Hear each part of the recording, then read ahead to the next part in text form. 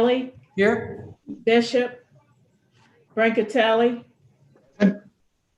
Cleveland, Conwell,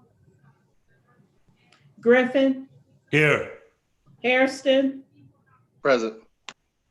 Johnson, Here.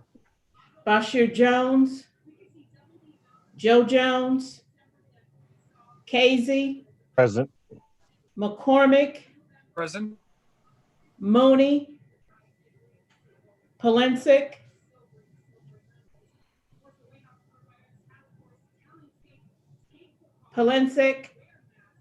He's here. I'll answer for him.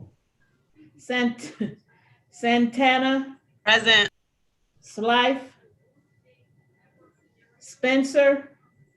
Present. Mr. Chairman, you have a quorum. Thank you. And Councilman Slife has a child care issue. Has requested excused absence, which I would like to grant for the record. Duly noted. Okay, as stated, this is December already, December 2nd, and this committee of the whole is being held during the COVID-19 emergency declaration in accordance with Ohio's open meeting laws as amended by House Bill 197. This meeting is being held using the Zoom platform, is being live streamed on YouTube and Cleveland's Channel 20. It can also be seen on the Cleveland City Council website and from Council's Facebook page. In accordance with Ohio's open meetings regulations as amended by House Bill 197, notice of this hearing was publicly posted. The committee hearing will be conducted as all committee hearings in accordance with council rules and Robert's Rules of Order. Chairs will facilitate. Raise your hand through the Zoom, and you have to be present to vote.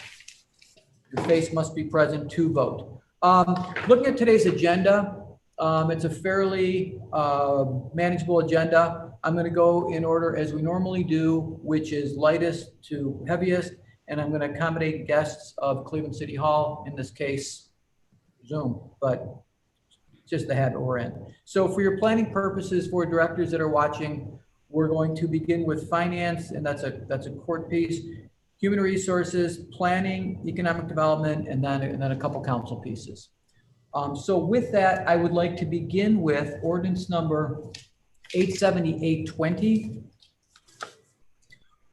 Ordinance number 87820 by Councilmember Kelly by departmental request. An emergency ordinance authorizing Director of Finance on behalf of the Cleveland Municipal Court to enter into an amendment to contract number PS 2020-137 with Oriana House, Inc. to provide additional services for appropriate placement for defendants to be assigned into supervised pretrial release without the sanction of incarceration under the Community Corrections and Supervised Pretrial Release Programs. I see Mr. Brown is here from the courts. Is there anybody from our finance department who wants to speak on this before I recognize Mr. Brown? Mr. Brown, welcome.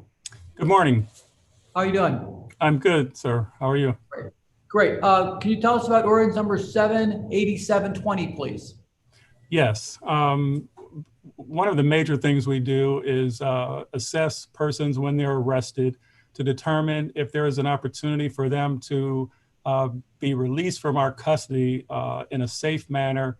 And what we do, the way we do that is we have a GPS service and a contract with Oriana House that provides us sort of that secured application of the GPS and monitoring of the GPS. This year in 2020, it turns out that based upon COVID in the jail and other issues going on, we needed to basically do a substantial increase in our releasing of defendants. And that caused a overrun of our budget. At this point, quite frankly, the county jail is not even holding misdemeanor cases right now, with the exception of domestic violence, because of the whole population and COVID situation. So the court needed to basically request and receive an increase where we're looking to transfer $600,000 from our personnel line items and move that down to our contractual line items to amend our contract with Oriana House. Great, thank you. So, Mr. Brown, I am familiar with the services that are currently being provided. My question then is, the legislation calls for providing additional services. Is it more services of the same? Is there anything different? Or are they going to continue to do what they're doing at a higher volume? That is the actual, we're going to continue to do what we're doing at a higher volume. Great. Well, I think that Oriana House is really a very good operator in this space, and the courts manages very well. So I don't have any further questions on 87820.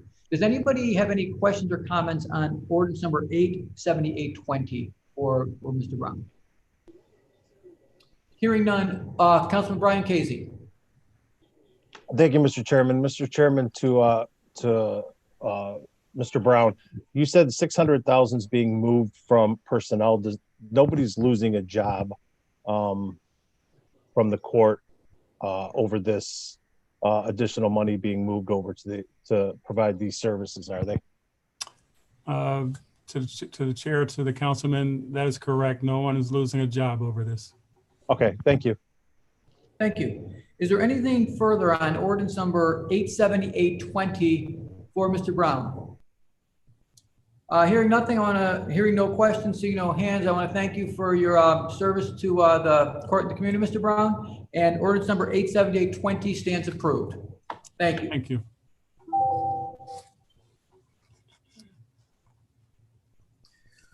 Okay, we are now going to move to human resources, and we have two ordinances to consider.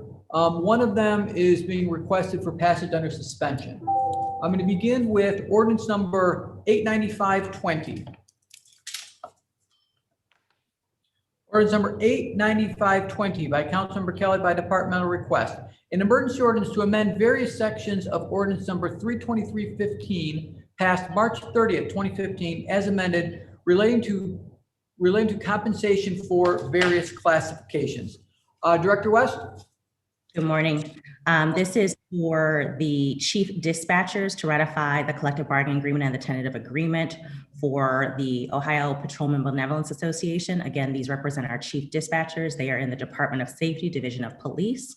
This group has approximately 11 employees. They have agreed to pattern wages of 2% in 19, 2% in 20, and 2% in 21. 19 and 20 are retroactive. They've also agreed to the pattern health insurance shared cost, and we're seeking this body's approval for this tentative agreement. Okay, thank you, Director. So 895. Oh, I'm sorry. That was 959. Okay. That was 895. We'll get to that one next. But I was going to say that's I'm missing something. So yeah, ordinance number 82520, and it's got just kind of a vague caption. So and it's a very big ordinance. This is for actually our non-union, annually, Human Resources is trying to, one, make sure all of our pay bands are competitive, they match our industry trends, and that all employees are compensated within our pay band legislation. So this is our annual review for non-union cleanup. And this also anticipates any general wage increases that would be considered for non-union employees. Okay, thank you. And I would, just look at the legislation, there are it's significant in terms of those non-union employees, but there's no, by my, perusal of this, there's no surprises in here. There's nothing. Is there anything, Director, that we should be aware of that I may have missed in this very thick ordinance? So one of the most comprehensive things that we did was we adjusted the minimums to match the $15 an hour. So you'll see a change in the minimum. That's the most comprehensive change that we made. If this body remembers, at one point we did legislate, and then also in our collective bargaining agreements, raise the minimum to $15 an hour. So we've modified that. Historically, it was $20,000 an hour, and we've modified that minimum. So that's the most comprehensive change that you'll see, and why there are a number of classifications when you haven't historically seen that occur. At the minimum, right. Okay, thank you. Moving to questions on ordinance number 89520, Councilman Anthony Brancatelli. Yes, thank you, Mr. Chairman. Just one quick comment. In the mayor's office, there's an increase in the special assistant to the mayor. How many special assistants are there in that department? I don't have an exact figure, but I would say anywhere from 10 to 20. But I can get that to you. There are two classifications in the Office of the Mayor. There's the special assistant and the executive assistant. So I don't know off the top of my head which are which, but I can provide that information to you if you'd like. Yeah, if we can get the kind of organizational chart of that. I know it'll be coming up during the budget hearings, but I've just noticed in the budgets, since I've been here, has gone up significantly in the mayor's office. And also the staffing has gone up 25%. And when we've been having freezes, having the staffing increases and having that budget increase over time has gone from 1.9 to 3.6. So yeah, if you can get that to me, that would be helpful. Thank you. Thank you. Anything further on ordinance number 895-20? Seeing no hands raised, ordinance number 895-20 stands approved. And Director, I know you touched upon this, but let me read, read the Patrolmen's Benevolent Association ordinance. This ordinance is being requested for passage under suspension, so it does not have a number. So ordinance number to be determined by Councilmember Kelly by departmental request, an emergency ordinance approving the collective bargaining agreement with the Ohio Patrolmen's Benevolent Association, the chief dispatchers, and to amend section 15 of ordinance number 32315 passed March 30, 2015 as amended, related to compensation for various classifications. Director? Again, this is for our chief dispatchers. There are approximately 11 of these employees in the Department of Safety. This group has agreed to pattern wages of 2%, 2%, and 2%. That is for years 19, 20, and 21. They've also agreed to the pattern cost-sharing healthcare premiums. Great. And just because there's only one change, I can read it. The pay bands changed from 51, the minimum of 51,411 to 54,430, maximum of 55,788 to 58,042. And that's the only change that's lined out. Otherwise, it's the pattern that we're used to. Councilman Anthony Brancatelli. I'm showing that as 9/59/2020. Oh, all right. Maybe it is then. I've got this. It says 000. So it's probably correct. Okay. Anything further on the chief dispatchers, the ordinance chief dispatchers? Seeing no hands up, the ordinance that I just read will be considered by the full council later this morning. Thank you, Director. Do you have anything else, Director? No. Very good. Thank you so much. We're now going to move to planning.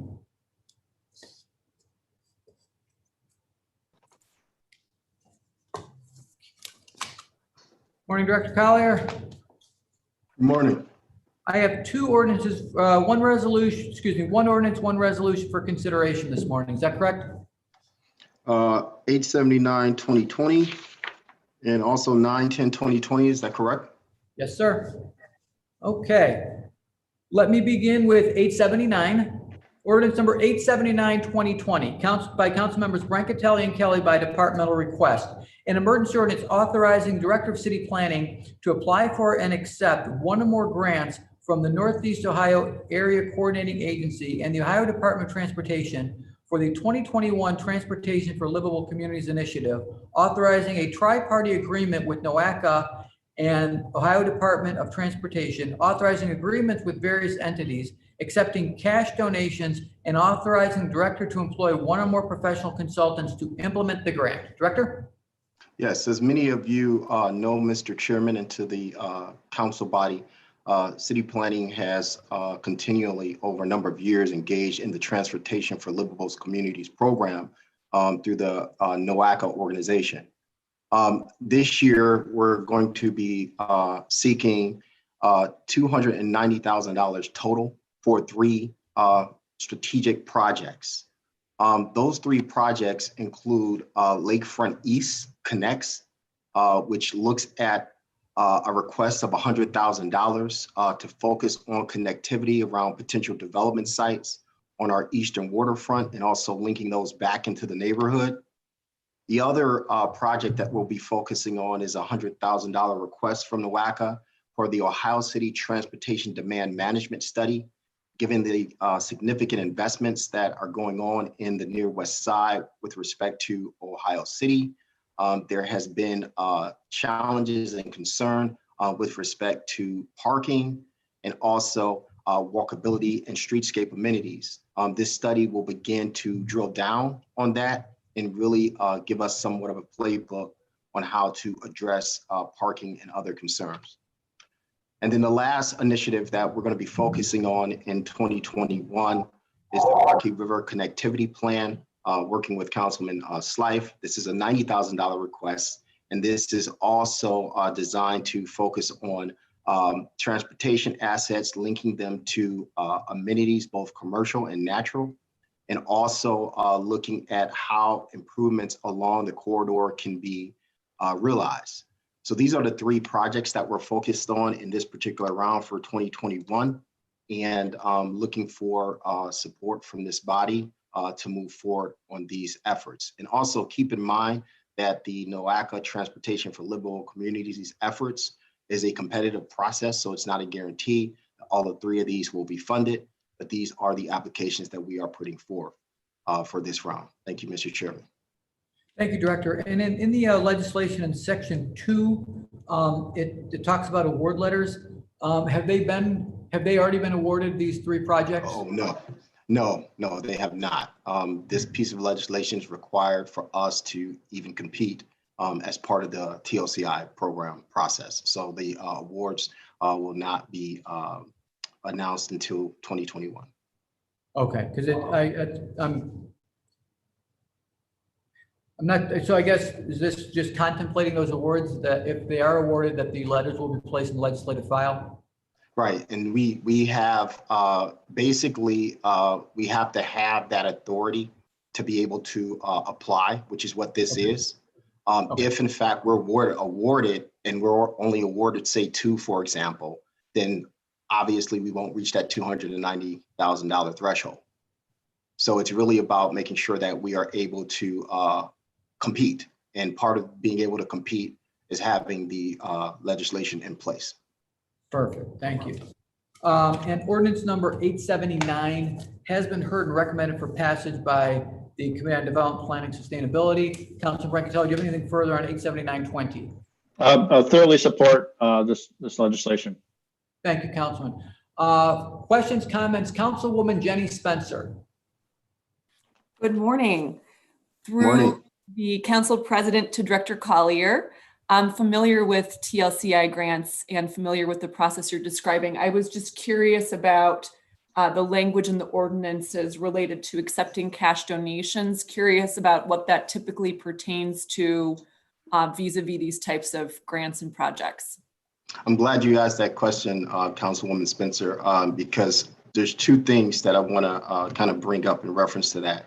One, often in TLCI projects, you have organizations who want to contribute resources to the process as cash match, for example, so that it gives us the ability to accept those donations. Say if there's a partnership with a local CDC or someone like that who wanted to give resources to the effort to add to it, we're able to accept that. So that's what that language articulates. Now, the good thing about this round that I'm sure every council person on the call will be kind of excited about, they're not requiring any more cash matches from NOACA. So that's a great thing for us with respect to not having to scrape the coffers to come up with cash match amounts. Thank you. Anything further, Councilwoman? No, thank Further you. questions, comments on ordinance number 879-20? Councilman Mike Polensek. Thank you, Mr. Chairman, my honorable colleagues, and to Director Collier. When you've indicated your eastern lakefront, what do you define as the eastern lakefront? So to give some context, as you know, starting from the Waterfront District Plan, which contemplated a vision for 8 miles that goes from end to end, everything in the Cleveland area proper, which has served as sort of the template and guide for all of our activity over the last decade or so. Initial investments, as Councilwoman Spencer is very familiar with, in her work at the Troy Shoreway, a lot of the work to implement the waterfront district plan started on the Western Shoreway, and also leveraging investments for development at Battery Park, Edgewater, et cetera. Most recently, we had been focusing on the core waterfront, which Councilman McCormick knows. Our goal is really to try to connect the downtown grid to the actual core waterfront or our North Coast Harbor. So everyone is familiar with that work.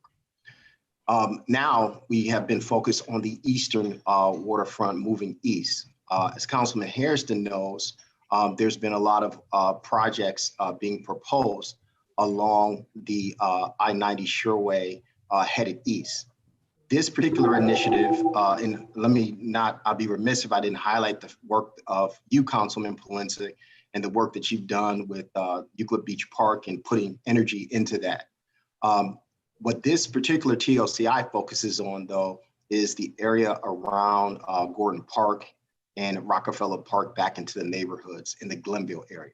So basically what we've been doing from an administration standpoint is taking off bite-sized chunks of the waterfront and trying to target and focus our energies on implementing the various aspects of the waterfront district plan. So this area really centers in around the Gordon Park area, First Energy, East 72nd Street, Rockefeller Park area of Glenville. So it's very targeted.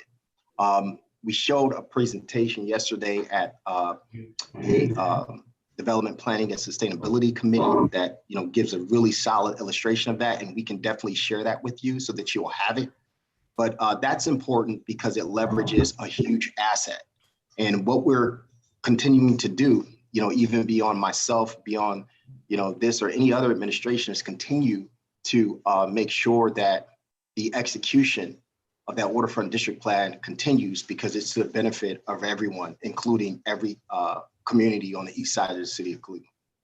Well, and I thank you, Director, and my honorable colleagues. The problem is that so often in the city planning, you don't look past 72nd Street.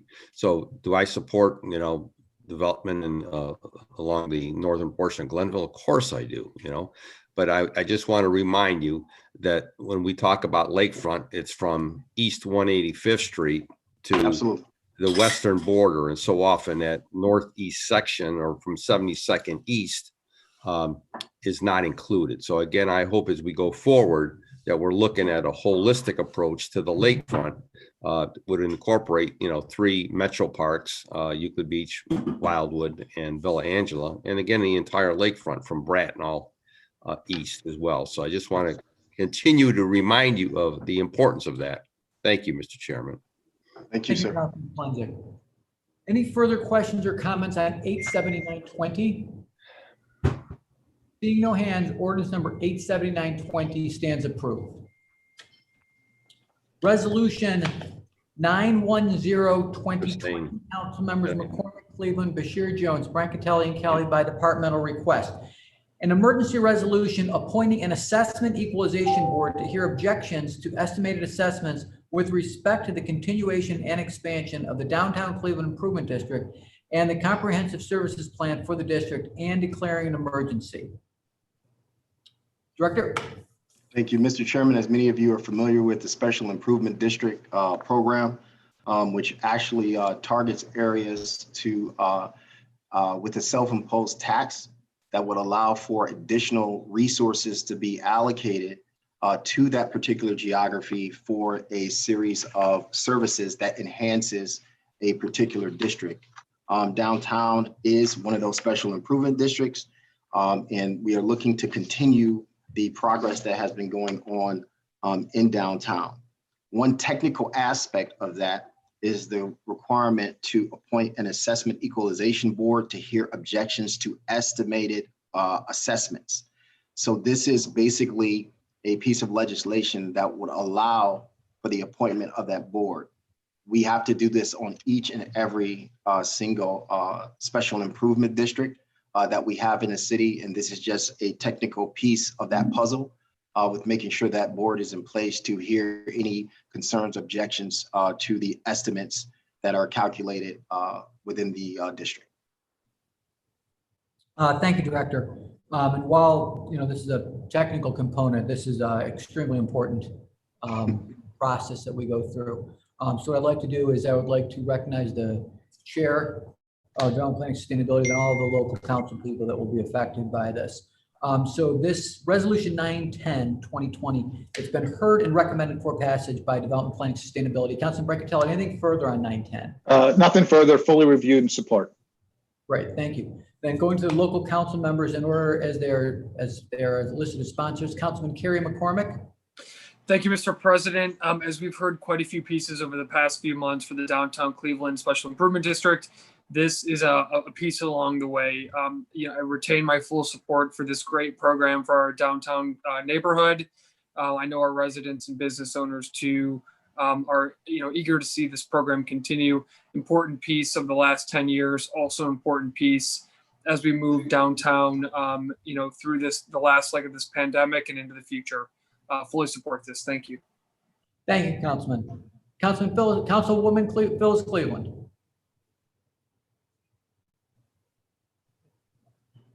Unmute real quick. Fully supportive. Thank you, Mr. President. Thank you, Councilman. Is Councilman Bashir Jones with us? Anything further on ordinance number 910, 2020? Excuse me, resolution 910, 2020. Seeing no hands, resolution 910, 2020 stands approved. Thank you. Thank you, Director. Thank you all. We're going to move now to economic development. Director, how you doing? Morning, how are you? I am well. 3 ordinances to be considered. Yes. Great. Okay, I'm going to begin with ordinance number 85620. Councilors McCormick, Brancatelli, and Kelly by departmental request.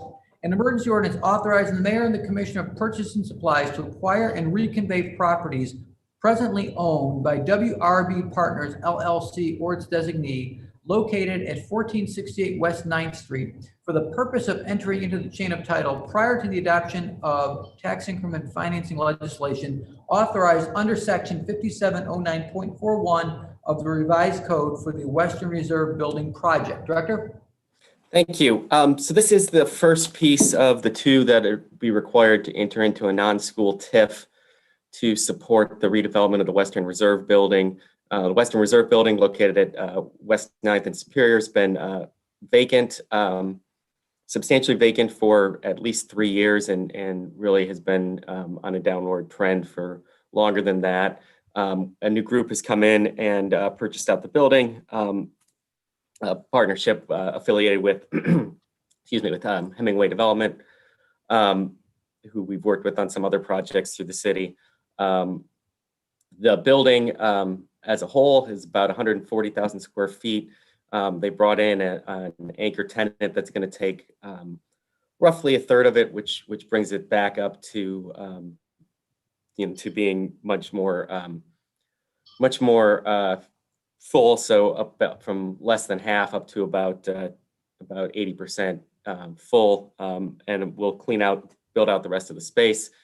So this will activate a building that's quite, it's over 100 years old.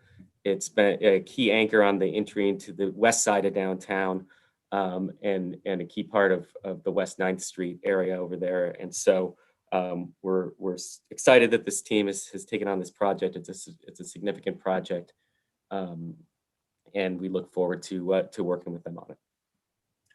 Thank you, Director. Ordinance number 856 has had a previous hearing with Development Planning Sustainability and was recommended for passage. Councilman Tony Brancatelli on ordinance number 856. Nothing further to add. It's an exciting opportunity, and look forward to this taking its next step. Thank you, Councilman. And the real estate that is the subject of 856 is in the Great Ward 3. Councilman Kerry McCormick. Thank you, Mr. President. This is an important historic rehabilitation in the downtown neighborhood of the city of Cleveland. In addition to restoring a historic building, this is actually creating new jobs in Cleveland. And I believe the summary here the director put together pings that at 85 new jobs for the city of Cleveland. We know, Chair, that not only, investing in these older buildings is important, but especially in the tough times the pandemic has brought, supporting the creation of new jobs in our city, in our core city, is extremely important. And so this project does that, Chair. So it's not only a historic rehabilitation. A lot of these that we see come across our desk are housing, which is good to add new housing. This one is jobs, and so I think it's really important that we recognize that this one is retaining and creating new jobs here in the city of Cleveland, in addition to investing in a historic building in our downtown neighborhood. So thank you for your support on this, Mr. Chair. Thank you so much, Councilman. Further questions, comments on ordinance number 856, Councilman Brian Casey. Thank you, Mr. Chairman. Mr. Chairman, to the director, and Councilman McCormick mentioned that it's bringing 85 new jobs in, and you said that they have an anchor tenant. Are you at liberty to let us know who the anchor tenant is? To the chair, I'm not. There's a couple of different groups that they're working with, but yeah, it's I'm not at that point. Okay, thank you. Thank you, Councilman. Anything further on 85620? Seeing no hands, ordinance number 85620 stands approved. Ordinance number 885-2020, Councilmembers Brancatelli and Kelly, by departmental request, an emergency ordinance authorizing the Director of Economic Development to enter into a grant agreement with Manufacturing Works, formerly known as West Side Industrial Retention and Expansion Network, WireNet, or its designee, to provide economic development assistance to finance the administration of the Cleveland Industrial Retention Initiative Program. Director? Thank you, Mr. Chairman. This is our annual contract with Manufacturing Works for the SERI program. This ordinance will cover actually the next 18 months as we're switching over from a summer to summer fiscal year to a annual fiscal year. So this covers the second half of 2020 and will cover all of 2021. The SERI program provides services to businesses, provides visitation to help supplement the services that we provide, and provide a better resource to connect our business community with City Hall, help to maintain our businesses. We're doing a couple of different things with this work scope this year that I think are going to help make the program more effective. One of the things that SERI is working on right now is an analysis of the impact of COVID-19 on our manufacturing communities. I think if you've seen some of the publication out there, some manufacturing has gone pretty well. We've seen, increases in things like appliances and durable goods, as a lot of people have invested in their homes. Other areas have seen things go way down. Aerospace, for example, has taken a big hit as airplane demand has pretty much dried up. Also seeing that because of the closure for about 3 months in the spring, a lot of inventories were drawn way down, and so you're still seeing shortages. If you're out there, I had to buy a new refrigerator. It was very hard to get one that actually could get delivered within like a week. So the inventories are way down, and so we're starting to see inventories start to get built back up. But then the question becomes, once those inventories get built back up, are we looking then at another production dip? And so that's the thing that we're asking SERI to look at right now, that we should expect to get back from them early next year. So that'll help inform some of the decisions that we make. The other thing that I want to highlight. Yeah. Oh, you froze up for a second on my screen. Oh, okay. So I thought you were. The other thing. No, it's okay. The other thing I want to highlight is we've kind of pushed the scope to go deeper rather than broader. So historically, SERI has tried to visit as many companies as possible in a time period, and I think we've agreed with the new leadership there that the program would be better served by trying to identify more companies that have growth needs, that have facilities issues, and dig deeper into those organizations and help to set them up so that they're thinking about where they're going over the next 12, 18, 24 months And if so, then to connect them with us, connect up with resources. And we talked a little bit about that in the committee yesterday. I think that's more productive, going to be a more productive use of the scope of work at this point in time. So rather than trying to touch broadly, identify the people that really are in need, that have growth issues, that have challenges, and make sure that we're getting them into a position where we're ahead of the game instead of in a position where we're chasing things down. So that's been another key scope change that is built into this year's agreement. So I think that pretty much summarizes it. Once again, the number's a little bit larger this year, but it's comparable on an annual basis, which is just covering an 18-month period as we switch over the fiscal year. So that's it. Thank you, Director. And, Siri has really been a tremendous asset to the city for many years. So I understand that, it is a slight increase, but for the work that they do in responding to COVID, these are difficult times. So I think this is a great ordinance. And this has been heard and recommended for passage by Committee on Development, Planning, and Sustainability. Councilman Brancatelli, do you want to offer anything further on 88520? Yes, thank you, Mr. Chairman. Had a robust discussion around this at DPS committee. One of the things that we came out of, we're going to have Siri come to the committee, talk about some of these new engagements and new initiatives, as well as how they fit into the different roles throughout each different part of our wards. So Joe Tytron has that on my NAG list of as we're bringing things like we did yesterday, when we brought the building and housing to see on the new online permitting as one of the follow-ups for this, but supported it and passed it out of committee. Great, thank you. Further questions, comments on 88520, Councilman Kerry McCormick. Thank you, Mr. President, and I won't rehash our conversation of the prior hearing. I appreciate the director's commentary. I just wanted to make sure through this ordinance that we are reaching some of the light manufacturers and projecting their needs into the future. I specifically think of a couple places in my ward, Mr. Chair, where we lost some light manufacturing in the suburbs. And in speaking with those, the presidents and owners of the company, they couldn't find a place in the city. And so it wasn't necessarily, Mr. Chairman, that they wanted to leave the city.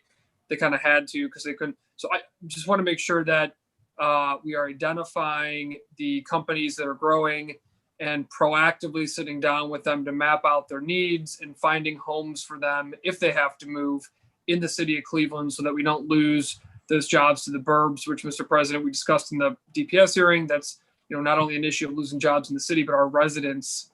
It's much harder for our residents to access those jobs when they go to Westlake versus Ohio City or otherwise. So I'm happy to hear, Mr. President, that we're thinking about narrowing that scope to really focus in on the folks that need to expand and finding them a home in the city. Thank you. Thank you, Councilman. Councilman Plansik, your hand kind of went up and down. Did you have any questions, comments on this? Yes, Mr. Chairman. Thank you very much. To the director, I've raised this before. I'm going to raise it again. Is there a reason why Siri does not communicate with us individually?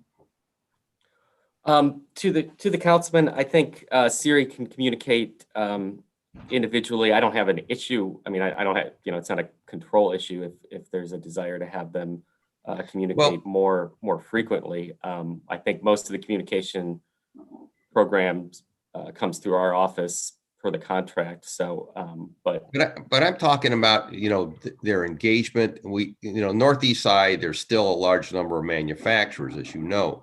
Yet I have no idea who Siri is interacting with, who they're talking with, who they're attempting to help. I mean, I have zero contact with them, and yet the city's funding them, and I don't get it. In the day we used to, now I guess they're dealing with the administration, and I guess they think that's satisfactory. Well, no, I don't believe that's satisfactory. They should be communicating with individual council people as well, as it pertains to what they're doing. I don't think that's too much to ask. So can you correct that? Well, I think there has been communication as it is required. I know we've had conversations about setting things up. I'm happy to arrange more communication to the extent that it's, that it's effective in helping all of us to collectively work with our businesses. So, Because I couldn't, if my life depended, I couldn't tell you who Siri's talking to on the northeast side of the city, who they're engaged with, who they're attempting to help or not help. So I just, we fund them. And I'm just, again, I'm asking, requesting again, Mr. Chairman, through the chair and to you, David, that there be some better lines of communication here. I mean, I don't think that's too much to ask. And I'll leave it at that. Thank you. Yeah, Director, thank are there you. still Siri reps? Are there still, do they have reps for a certain geographic area? yeah, there's 3 reps that are split, broadly split the city into thirds. Okay. Because I used to have frequent conversations before there was a redistricting of part of Denison that had a lot of industry. So I haven't had as much, but just to the extent that those reps can reach out to council people, that would go a long way. Absolutely. Great, thank you. So ordinance number 885 has been heard, recommended for passage by the Committee on Development, Planning, Sustainability. Councilman Tony Brancatelli, anything further on 885-20? Nothing further. Diane. Thank you. I think I already did. Councilwoman Jenny Spencer. We were having- Sorry about that. I'm in the zone. Councilwoman. Thank you very much, Council President. I just wanted to comment. I wanted to acknowledge Councilman Brancatelli. I wanted to thank him for his leadership as the chair of the DPS committee. I do want to increase my knowledge about Siri, and following on Councilman Polensik's comments, I think having those relationships with Siri reps is important. So I just wanted to acknowledge Councilman Brancatelli's leadership of the committee and offering fellow council members the opportunity to attend that committee and have more knowledge. So just wanted to express appreciation. Yeah, thank you. Are there any other questions, comments on 885-20? Seeing no hands, ordinance number 885-20 stands approved. Ordinance number 906-20, council members Conwell, Brancatelli, and Kelly by departmental request. An emergency ordinance authorizing the Director of Economic Development to enter into a tax increment financing agreement with Library Lofts LLC or UC City Center LLC or its designee to provide for the development of a new library, residential units, retail space, and new parking for the Circle Square Development Project located at 10600 and 10605 Chester Avenue, to provide for payments to the Cleveland Metropolitan School District and declare certain improvements to real property to be a public purpose. Director? Thank you. So this goes back to 2014. This is the site that was the site of the 5th District and 3rd District at 100 and or at Stokes and at Stokes and Chester. The proposed development plan that was selected through the RFP that was issued then and later approved involved not just the development of the police station site, but also the development of the current site of the library there, which is the MLK Library, which is kind of mid-block on Stokes, and then development of property on Euclid Avenue. The development team has been working with the library on the design process for a new library, which will be part of that project. The new library will shift from being on Stokes to being on Euclid there, mid-block between 105 and Stokes. That project is ready to get going on in the spring. In addition, there's also a new apartment building that is going to be going up on the corner of the Chester Stokes on the old police station site. That will be mixed use on the bottom, and then an apartment tower going up.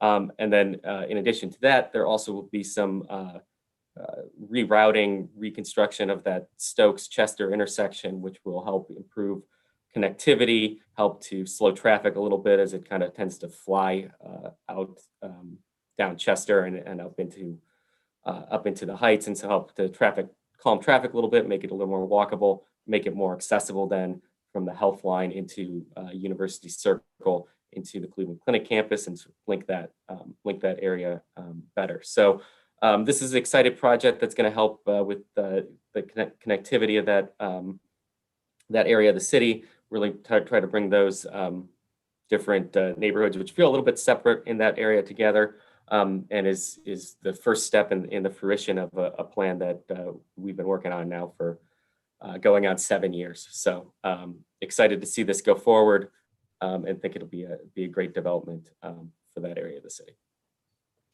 Thank you, Director. This is a great project. It's just, the only thing that's shocking is the 7-year thing, but life will move on. This will move on. This has been heard and recommended for passage by Committee on Development, Planning, and Sustainability. Councilman Brancatelli, anything on 90620? Thank you, Mr. Chairman. Thoroughly support. As you stated, it is a wonderful project, and I look forward to this getting rolling. Thank you. And is Councilman Conwell on the call? All right, moving to further questions, comments on 906, Councilman Blaine Griffin. Thank you so much, Mr. Chairman. I know this is in Councilman Conwell's ward. He and I work very closely together on a lot of these projects. I know that he's been really showing a lot of leadership on this. So I wanted to make sure that we did acknowledge his work on this, even though I know he's not here right now. He works closely with this group, and this is directly across the street from Ward 6. This is a very exciting project. And one of the things I'm interested in, if we look back at One University Circle and all of the issues in the area, I really understand the need for population increase and population dynamics in the city of Cleveland. And it'd be interesting to understand how many units total, and you don't have to give it to me today, but how many units total have we supported or anticipate supporting in this corridor, which is pretty much that whole University Circle corridor. And if Director Ebersol can get back to us with that, because I think it's critical that this is a very important area that we concentrate investment at in the city of Cleveland.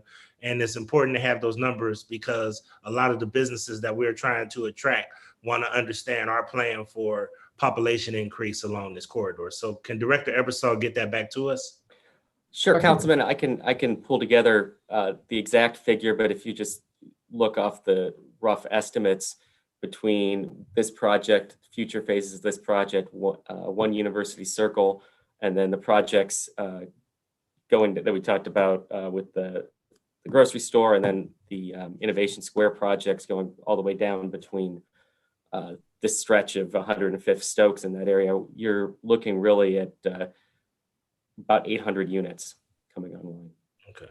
And that's important, Mr. Chair, because as we're attracting businesses and we know that the job growth and just reverting back to Richie Paparian's study, that this is the area that we really need to do. I really would like my colleagues to understand how we're really trying to make a concerted effort to bring back population on the east side part of town. And this is one of the areas that we're really focused on. So thank you so much, but I really would like to get those accurate numbers because every business that we talk to, that's the first thing they ask is how are we going to increase population along that corridor? I see this as the initial stages of Ohio City, Detroit Shoreway, and some of our other areas that have really experienced some growth and some exciting things. I see this same type of trajectory happening in this area, and this project is one of the catalysts that will help that happen. So thank you so much, Mr. Chair. I appreciate that.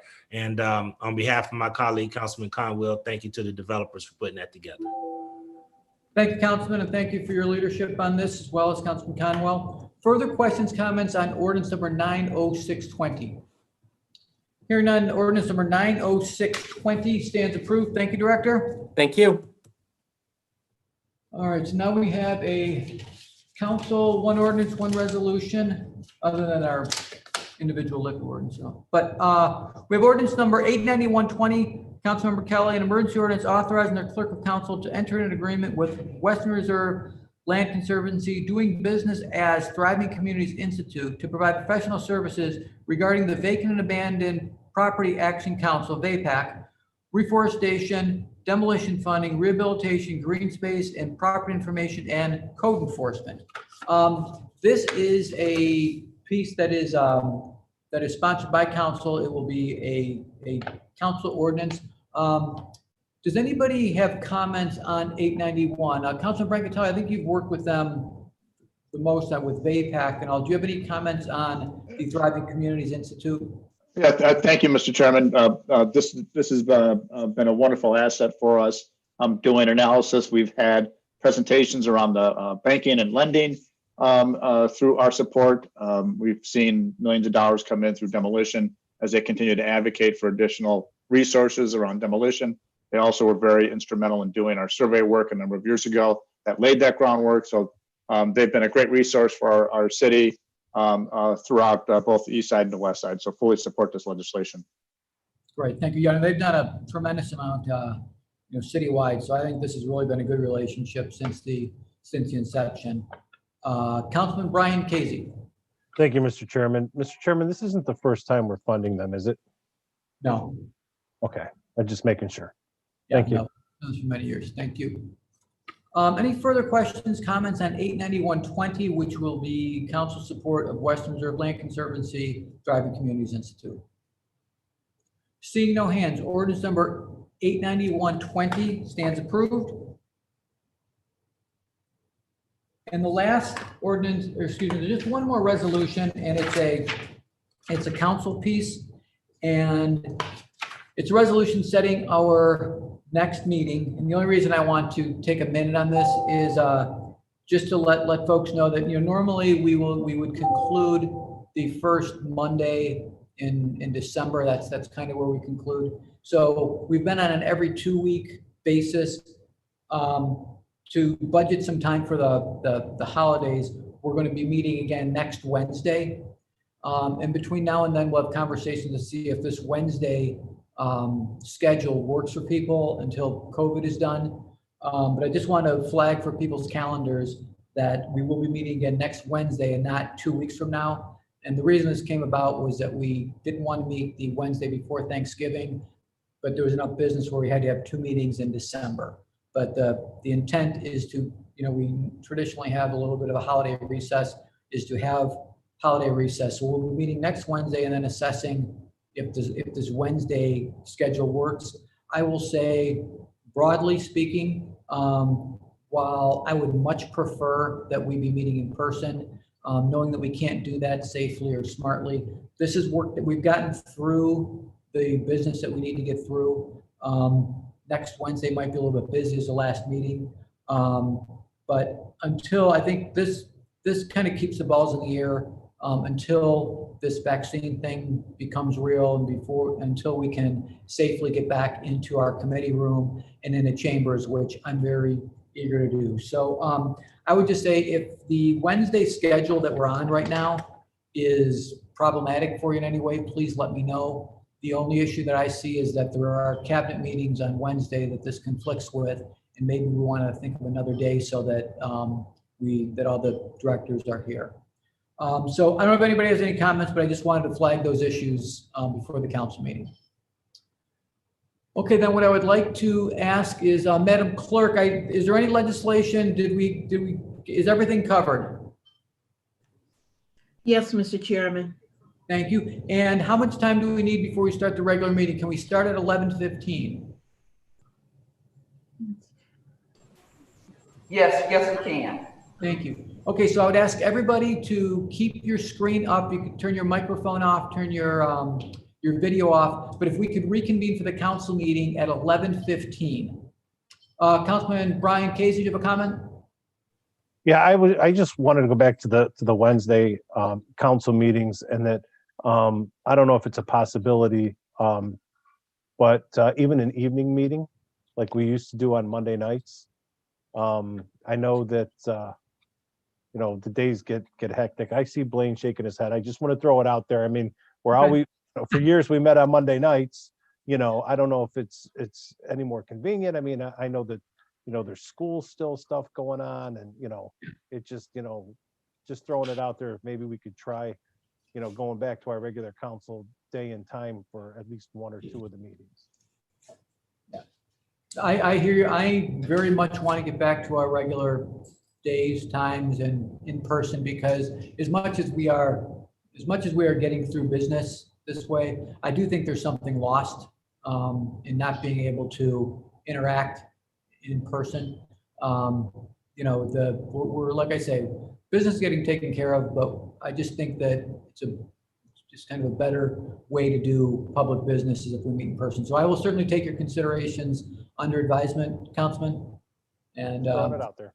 And I'll take the shaking heads as people I'll make sure I talk to before we do anything. So, Okay, is there anything else for the good of the order? If there's nothing else for the good of the order, I will see everybody at 11:15. Thank you.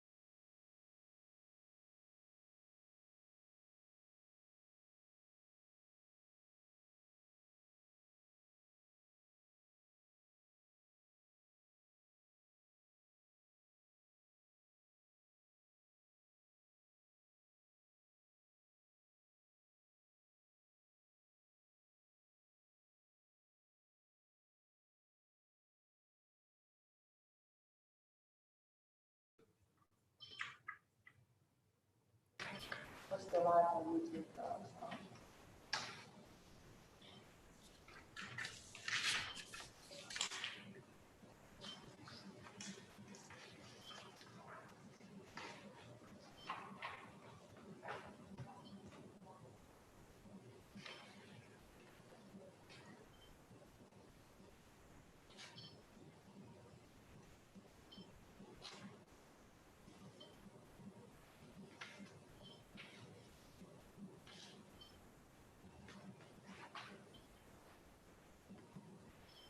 All right, we're still missing a few.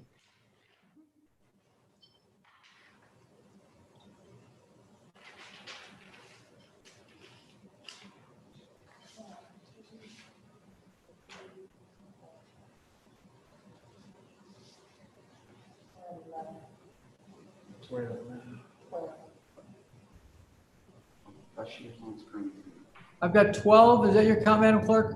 Yes. Okay, so December 2nd, 2020, let's begin our council meeting for December 2nd of 2020. Madam Clerk, will you please call the roll? Kelly. Here, and if council members would please unmute themselves. I'm sorry, please call the roll. Kelly. Here. Bishop. Brancatelli. Present. Cleveland. Here. Conwell. Here. Griffin. Here. Hairston. Here. Johnson. Here. Bashir Jones. Here. Joe Jones. Casey. McCormack. Present. Mooney. Here. Palencic. Santana. Present. Slight. Spencer. Present. You have a quorum, Mr. President. Thank you. Will everybody please pause for a moment of silence followed by the Pledge of Allegiance?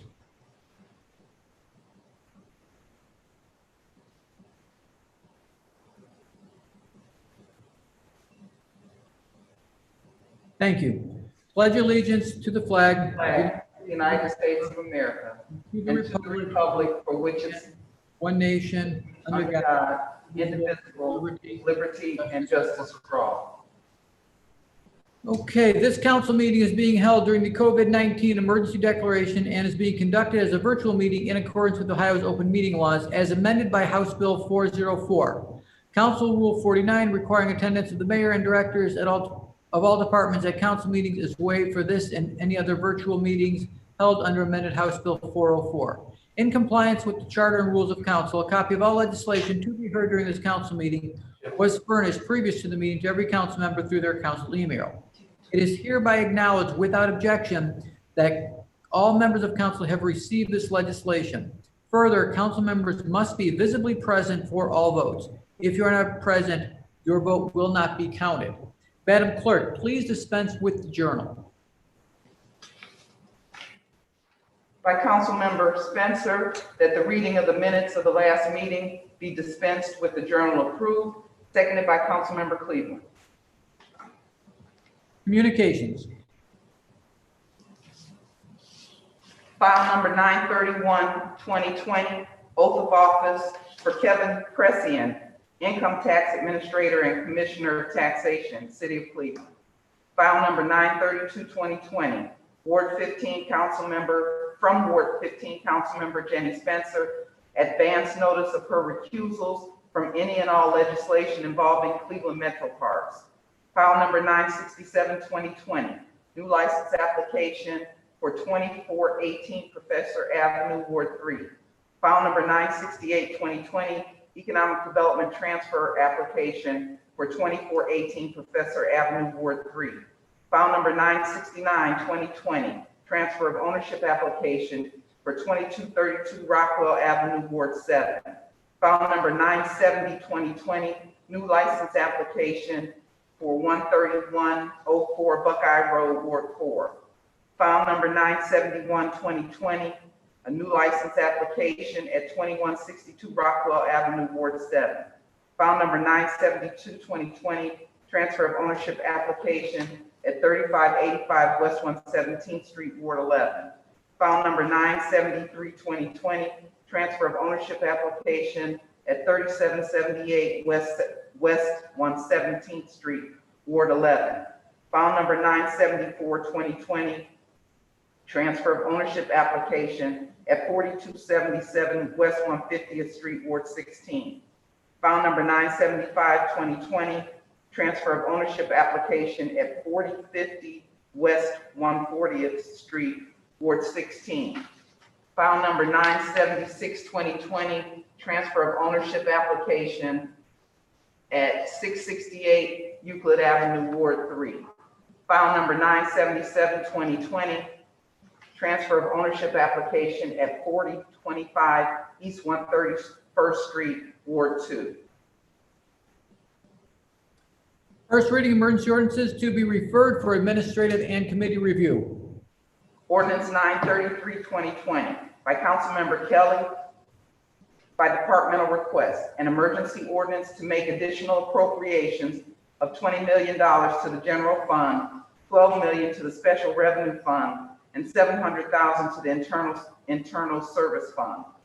Ordinance 934, 2020, by Councilmember Kelly, by departmental request, an emergency ordinance to provide the transfer and amendment to the general fund appropriations in the amount of $11,731,500, $120,000 within the special revenue fund, and $88,000 within the internal service fund. Ordinance 935, 2020, by Councilmember Kelly, by departmental request, an emergency ordinance to make temporary appropriations for the current payrolls and other ordinary expenses of the city of Cleveland from the period January 1, 2021 until effective date of the annual appropriation ordinance for the fiscal year ending December 31st, 2021. Ordinance 936, 2020, by Council Members Santana, Brancatelli, and Kelly, by departmental request. An emergency ordinance approving the Cleveland Citywide Development Corporation or its designee may enter into at least 3 partially forgivable separate loan contracts with Metro West Community Development Organization or its designee to rehabilitate at least 3 vacant single-family homes on scattered sites within the Clark Fulton neighborhood and other associated costs necessary to redevelop the property. Ordinance 937, 2020, by Council Members Casey and Kelly, by departmental request, an emergency ordinance authorizing Director of Public Utilities to enter into one or more agreements with Cuyahoga County to design, reconstruct, and attach a new trunk main to the new Hilliard Road Bridge over the Rocky River as part of the county's bridge reconstruction project, and to provide a prepayment or reimburse the county for the city's share of the improvement. Ordinance 938, 2020, by Council Members Cleveland, Brancatelli, and Kelly, by departmental request. An emergency ordinance authorizing the Director of Port Control to enter into an agreement with Greater Cleveland Sports Commission to implement and manage the demolition and removal of docks 30 and 32 warehouses and demolition-related remediation to the site which is needed to stage the 2021 NFL Draft at North Coast Harbor, and to amend Section 2 of Ordinance 1028-28 relating to major events, to add to the Department of Port Control to the list of departments that may apply for and accept gifts and grants and enter into agreements relative to an event being held on their property. Ordinance 939, 2020, by Council Members Johnson and Kelly, by departmental request, an emergency ordinance to amend the title in Section 8 of Ordinance 485, 2020, relating to authorizing the Director of Public Safety to apply for and accept the Operation Relentless Pursuit Program grant to add a contract with KG Automotive for the purpose of used vehicles, for the purchase of used vehicles, which will be used for the grant purposes.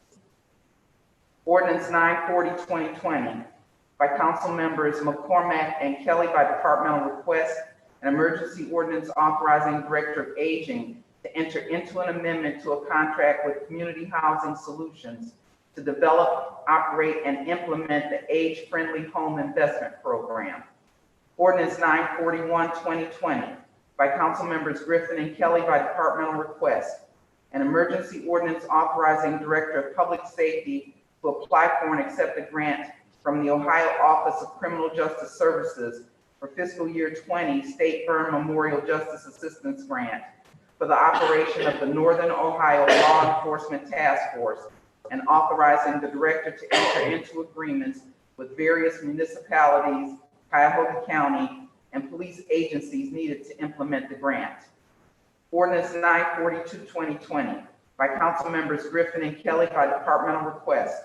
An emergency ordinance authorizing the Director of Public Safety to apply for and accept a grant from United States Department of Justice's Bureau of Justice Assistance for fiscal year 2020 Burn Justice Assistance Grant local solicitation, and authorizing one or more contracts with Cuyahoga County and the cities of East Cleveland, Cleveland Heights, Euclid, and Parma needed to implement the grant.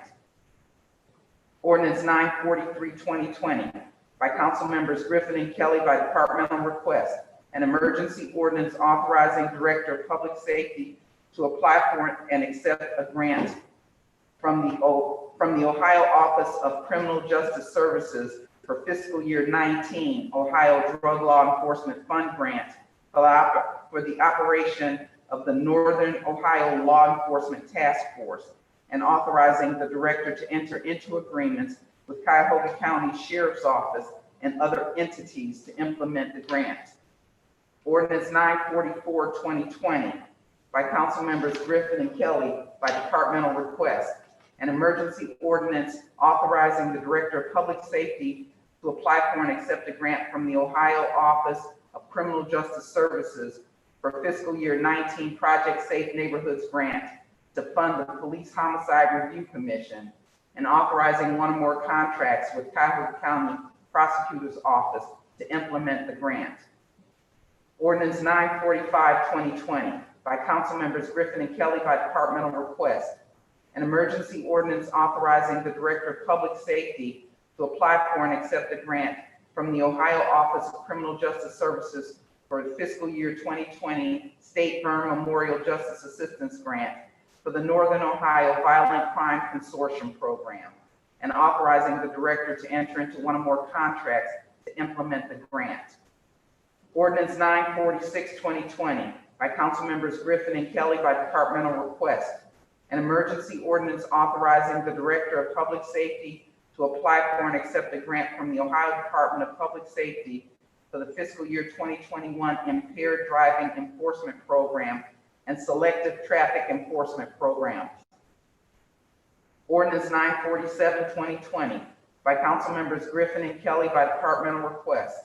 An emergency ordinance authorizing the Directors of Public Safety or Law to apply for and accept grants from the County Public Safety and Justice Services for fiscal year 2020 Violence Against Women Act program for sexual assault advocate and for the law enforcement and prosecution components of the domestic violence program, and authorizing one or more contracts with Cuyahoga County, the Cleveland Rape Crisis Center, and other entities to implement the grant.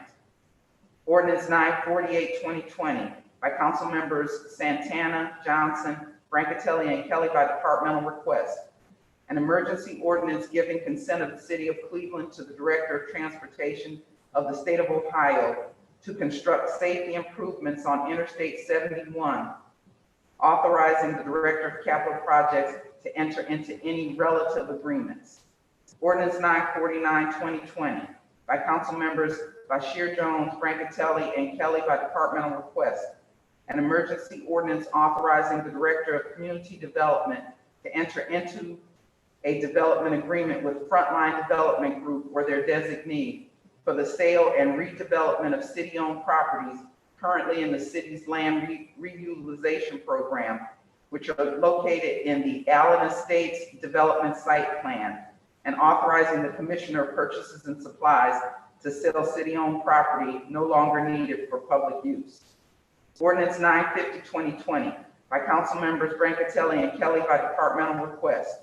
an emergency ordinance authorizing the Director of Economic Development to enter into a grant agreement with Jumpstart or its designee to assist with operating expenses associated with providing technical and financial assistance to Cleveland businesses.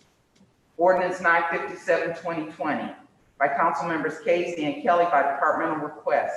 An emergency ordinance authorizing the purchase by one or more requirement contracts of landscape materials, supplies, and service, including labor materials needed to maintain, test, install, replace, improve, restore, and refurbish landscaping and tree lawns located at city-owned or leased public utility facilities and city rights-of-way for the divisions of water, water pollution control, and Cleveland Public Power, and the Office of Radio Communications.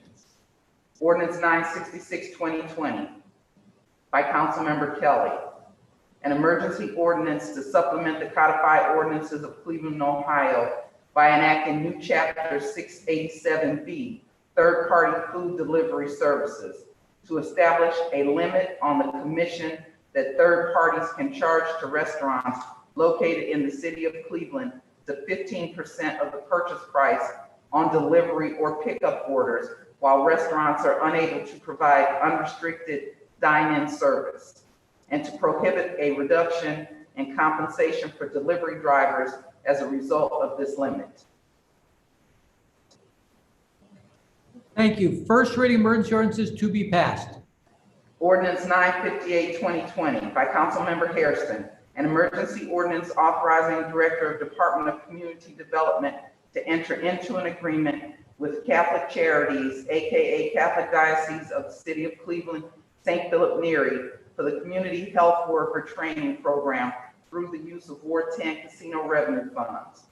Ordinance 959-2020 by Councilmember Kelly by departmental request, an emergency ordinance approving the collective bargaining agreement with the Ohio Patrolmen's Benevolent Association, Chief Dispatchers, and to amend section 15 of ordinance 323-15 as amended relating to compensation for various classifications. Ordinance 960-2020 by Councilmember Hairston, an emergency ordinance authorizing the Director of the Department of Community Development to enter into an agreement with Mum Ford for the Visual Health Services Program through the use of Ward 10 casino revenue funds.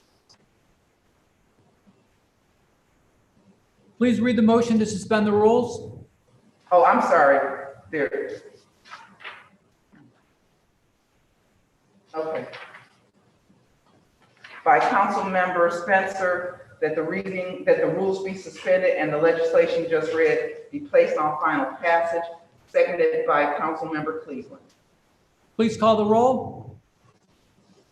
Kelly, Bishop, Francatelli, Cleveland, Conwell, Griffin, Hairston, Johnson, Bashir Jones, Joe Jones, Casey, McCormack, Mooney, Forensic, Santana, Slife, Spencer. 15 yeas. Please call the roll on passage.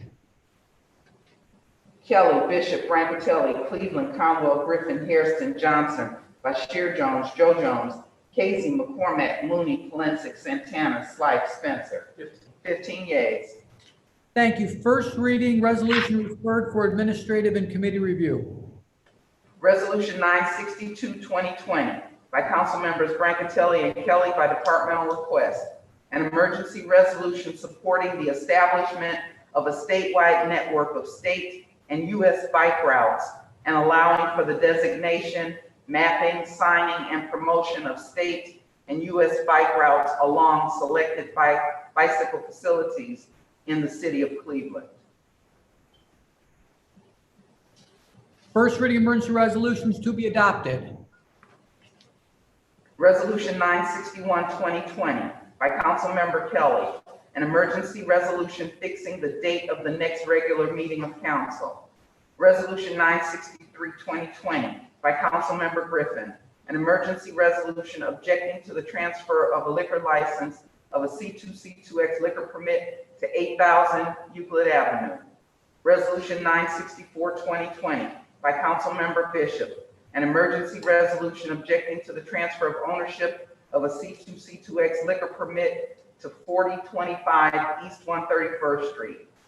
Resolution 965-2020 by Councilmember Hairston, an emergency resolution objecting to the transfer of ownership of a C1, C2, D6 liquor permit to 16601 Euclid Avenue. Read the motion, suspend the rules. By Councilmember Spencer, that the rules be suspended and the legislation just read be placed on final passage, seconded by Councilmember Cleveland. Please call the roll. Kelly, Bishop, Brancatelli, Cleveland, Conwell, Griffin, Hairston, Johnson, Bashir Jones, Joe Jones, Casey, McCormack, Mooney, Valencic, Santana, Slight, Spencer. 15 yeas. Please call the roll on adoption. Kelly, Bishop, Brancatelli, Cleveland, Conwell, Griffin, Hairston, Johnson, Bashir Jones, Joe Jones, Casey, McCormack, Mooney, Valencic, Santana, Slight, Spencer. 15 yeas. Thank you. Second reading emergency ordinances to be passed. Ordinance 35-2020 by Councilmember McCormack, designating former Cleveland Police Department Riverbed Academy as a Cleveland landmark. Ordinance 291-2020 by Councilmember McCormack, designating the John Heisman birthplace as a Cleveland landmark. Read the motion, suspend the rules. I'm sorry, I'm not done. I was going to say, that seems short. Ordinance 856-2020 by Council Members McCormack, Brancatelli, and Kelly by departmental request, an emergency ordinance authorizing the mayor and the commissioner of purchases and supplies to acquire and reconvey properties presently owned by WRB Partners or its designee for the purpose of entering into the chain of title prior to the adoption of tax increment financing legislation authorized under Section 570941 for the Western Reserve Building Project. Ordinance 878-2020 by Councilmember Kelly by departmental request, an emergency ordinance authorizing the Director of Finance on behalf of Cleveland Municipal Court to enter into an amendment to a contract with Oriana House to provide additional services for appropriate placement for defendants to be assigned into supervised pretrial release without the sanction of incarceration under the Community Corrections and Supervised Pretrial Release Programs.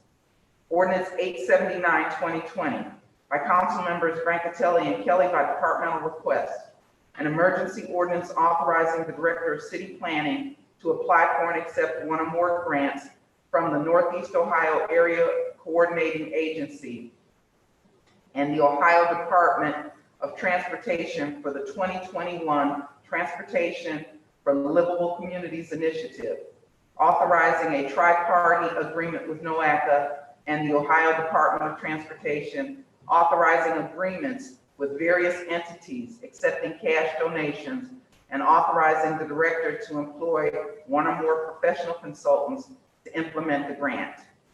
Ordinance 885-2020 by Council Members Brancatelli and Kelly by departmental request, an emergency ordinance authorizing the Director of Economic Development to enter into a grant agreement with Manufacturing Works, formerly known as Westside Industrial Retention and Expansion Network, or its designee, to provide economic development assistance to finance the administration of the Cleveland Industrial Retention Initiative Program. Ordinance 891-2020 by Councilmember Kelly, an emergency ordinance authorizing the Clerk of Council to enter into an agreement with Western Reserve Land Conservancy, DBA Thriving Communities Institute, to provide professional services regarding the Vacant and Abandoned Property Action Council, reforestation, demolition funding, rehabilitation, green space, and property information and code enforcement. Ordinance 895-2020 by Councilmember Kelly by departmental request, an emergency ordinance to amend various sections of Ordinance 323-15 as amended relating to compensation for various classifications.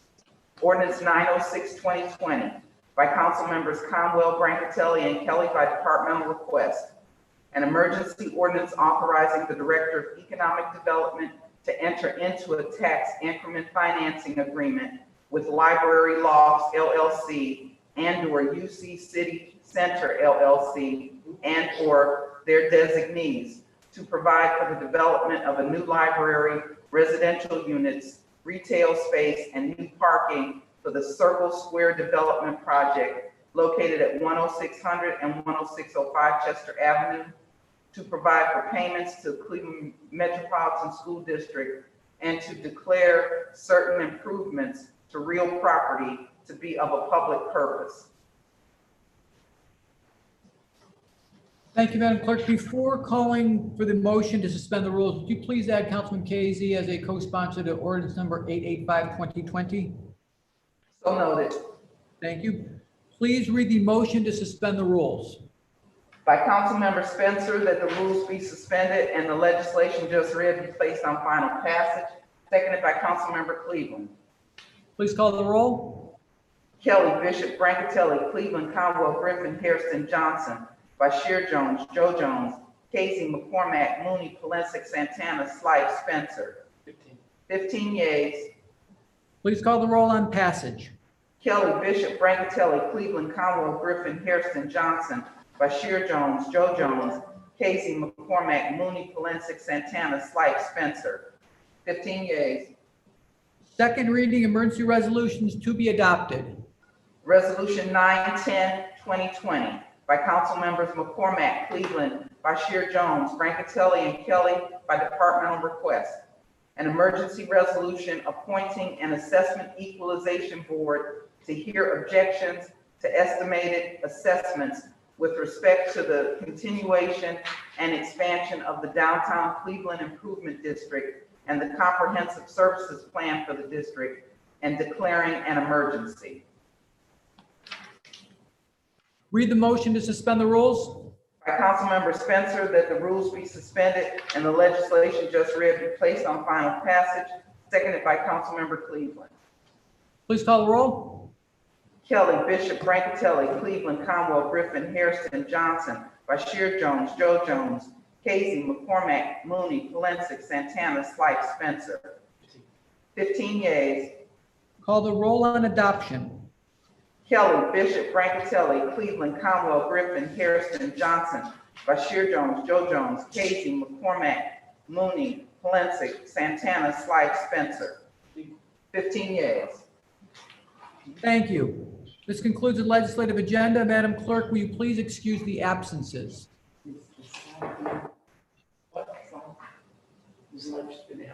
Okay. Yes, by Councilmember Spencer, that the absence of Councilmember Slight is hereby excused, seconded by Councilmember Cleveland. Thank you. Before we adjourn, Councilman Mike Palencic, did you have a comment? Thank you, Mr. Chairman. Is there anybody on from the administration who could give us a brief update as it pertains to the seasonal snowplow drivers that we had heard that there were a lot of vacancies? Is there anyone that can give us some update as to where we are with regard to that specific issue? Not on this call, but we can certainly follow up with that. I would like to know that, because that's been a great concern, obviously, with the northeast side being in the foothills of the snow belt. We were hit across the entire city extremely bad, and on the northeast side and in sections of Ward 10 extremely bad. So I just wanted to find out as it pertains to those vacancies. So if somebody could supply all of us, give us some update as to what's going on with regard to filling those critical vacancies in snow plowing, I'd appreciate it, Mr. Chairman. Thank you. Thank you, Councilman Brancatelli. Yes, thank you, Mr. Chairman. As we head to our end of the year meeting for next Wednesday for council, I just want to remind my DPS committee members that we will have a hearing on Tuesday, the 8th, before that meeting. Thank you. Thank you, Councilman. Councilman Joe Jones. Thank you, Mr. President. Thank you. Can you hear me okay, Mr. President? Yes. Thank you, Mr. President. Like Mike Palencic said, we've had a very difficult time here in the Lee Harbor Ward 1 area, southeast section. There's a lot of side streets that have not been taken care of. We have probably approximately 75 to 100 cars that are stuck in the snow on these side streets.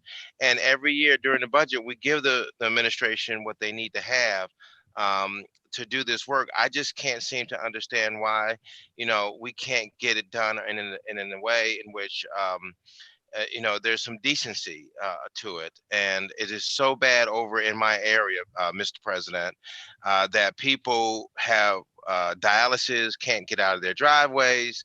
They can't even get into the streets. And if I didn't have a four-wheel drive truck, I wouldn't have been able to make it up and down my own street.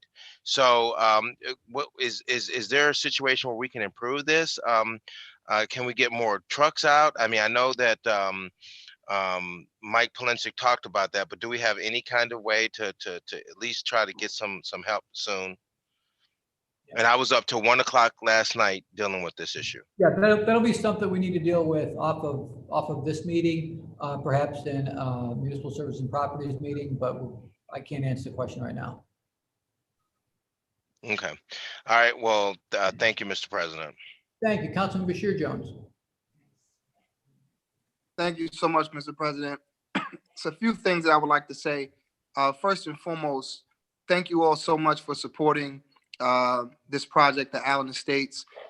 This project was named after Carolyn Allen, who, as many of you know, was the safety director under Mayor Michael White, and her and her lovely husband and many others came to the Huff neighborhood and built their homes when nobody else would.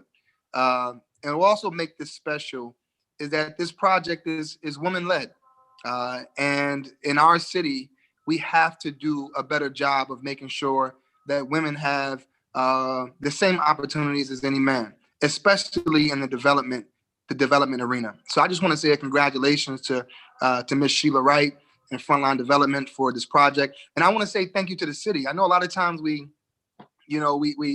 have, as we should, some criticism of the city because we want it to be better, this place that we love. But I do want to say I appreciate the city. I appreciate Mayor Jackson. I appreciate Commissioner Green and Terry Robbins and President Kevin Kelly, who really assisted me in pushing this project and making it happen. And the community is very, very happy. And I truly appreciate it. I truly, sincerely appreciate it. We have to make sure that marginalized communities have an opportunity to build wealth and get a part of this development game and help build up their own communities. So this is very important. And just like Councilman Jones said, we definitely want to make sure that we get people out there. And I just want to say thank you to all the workers, every single city worker out there right now who is out there, who hasn't taken a break since COVID, who have been essential workers, every single city worker. Thank you for your work. Thank you for pushing hard. While we're sleeping and trying to get warm, you're out there getting it going. So thank you, and I appreciate it. President Kelly, I just want to openly say, I truly appreciate you. Thank you for your patience in this matter of what we were trying to push. Your leadership is what made it happen. And I just want to openly say to you, thank you. Thank you, Councilman, and thanks for your leadership and your diligence in making sure that we got to where we are today and where we will be next week. And looking forward to watching this spring out of the ground. It's a great project. I want to thank you and everybody who's been involved in it. Councilman Kevin Kelly. I want to say ditto to my brother Bashir Jones with Carolyn. She's a great person. She's been doing a lot in the community for decades. And to Councilmember Bashir Jones, if you need any help with anything, with any project that sister and her husband do, just call me or give her my phone number. I think Carolyn has my phone number. She's a great person, man. You got a great person there. But I want to switch gears, Mr. President, to what Councilmember Joe Jones, as well as Councilmember Mike Polensek. I was on the phones all day yesterday dealing with the snow removal. The northeast side was hit badly. I mean badly. And I asked my code enforcer, I reached out to him today, Leon Stevenson, so that we'll drive the side streets and give a list to the administration when side streets need to be helped. And a lot of residents call, they're frustrated with Joe Jones just narrated about dialysis, and some people had to make it to the hospital and in the snow and we couldn't do it. So I'll be out there, man, but we got to do better. And I'll reach out to Director Michael Cox to talk with him about it, as well as Director Randy Scott. But it was frustrating all day long on the snow, our first hit. Northeast side was hit badly, and Mike knows, Councilman Mike Pulisic knows, as well as Councilmember Anthony Harrison. So I want to echo their statements. Thank you very much. Thank you, Councilman. Councilman Kerry McCormick. Thank you, Mr. Chairman. We'll have a invite out today to members, but I'd encourage all members. On Monday, we have our Health and Human Services Committee meeting. It'll be the last one of the year. Two really important topics that I've gotten requests from members to cover. First will be an update on COVID. So we're going to have City Health Director, County Health Director, Director Karen Butler from NEON, as well as a doctor from Metro to kind of give a community perspective, but also the data perspective from our health directors. Second important issue, Councilman Jones, you brought this up as well. We're going to have a second part of the hearing will be an update from our homeless advocates for people experiencing homelessness and what the cold weather plan is this winter to make sure that our brothers and sisters experiencing homelessness have what they need this season. So two really important topics. We'll have an invite out today on that. And again, encourage everyone to attend and we'll try to be as concise but informative as possible. Thank you. Thank you, Mr. Chair. Councilman Anthony Hairston. Thank you, Mr. Chairman. Just quickly, ditto to my colleagues who raised the concerns about the snow plowing. I understand that it once they plowed a lot of the areas and then the snow continued to fall relatively quickly, which caused some delays. But I recall during previous meetings, they talked about the system that the trucks have, that they can track where the trucks are and what they've done and other things as relates to plowing. Maybe will be good for the council after this. Maybe someone can communicate to administration, maybe sending over an update on per yard, Glenville Yard, and the other sections around the city of the yards for the plowing, just an update on where they are in terms of the streets done versus what's still left to be done. That would give us a sense of what's happening and how much longer do we anticipate for the other streets to be completed. And then that way we can communicate that to residents to say, hey, they've completed 60% of the streets. They got another 40% to go. They expect those streets to be done about 4 o'clock, 3 o'clock, whatever the case is. But having more information is greatly appreciated, I'm sure, from all of us, because we're the ones, again, who get those calls. And as Councilman Jones said, those workers have been up all night, plowing and salting and really helping to clear our streets. And I just want to, again, thank them myself for all of their hard work. Thank you. Thank you, Councilman. Councilwoman Jenny Spencer. Thank you. Yes, I just wanted to address my colleagues and council staff as well. Again, to thank everybody for how you've helped to onboard me to this body. I've reached out to many of you individually for guidance and feel that really I've been very welcome as a new member. So I just wanted to thank everybody for creating a culture on council of collegiality and really appreciate everyone's efforts, and that goes for staff as well. So just wanted to express my appreciation. Thank you, Councilwoman. We're very happy to have you aboard. Councilman Kevin Bishop. Thank you, Mr. President. Mr. President, I just want to briefly back up my colleagues' sentiments on the snowplow issue. We have been flooded with calls from my residents, and they are not satisfied with the response. I know it's been a tough storm, but we would like more transparency, more information to be able to communicate to our residents. And also, I do want to mention that I have received a couple of calls from residents that call the mayor's line, and they actually told them to call their council person. So I just want to make the mayor's office and the mayor's administration aware that, you know, we don't have any plow trucks over here on council, and we are very much supporting them in clearing these streets, because we all have stuff the next stake when a big storm like this is underway. Okay, thank you, Mr. President. Thank you, Councilman.